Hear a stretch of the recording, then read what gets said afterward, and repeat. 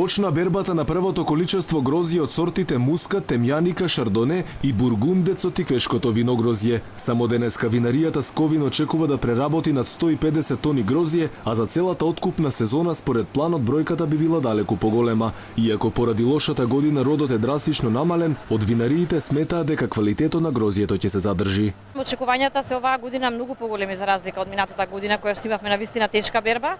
Оваа година навистина очекуваме да собереме добро грозје, па понатаму да произведеме нормално квалитетно вино. Цената се уште не е официјално излезена, меѓутоа ние очекуваме дека ќе останат ланските цени.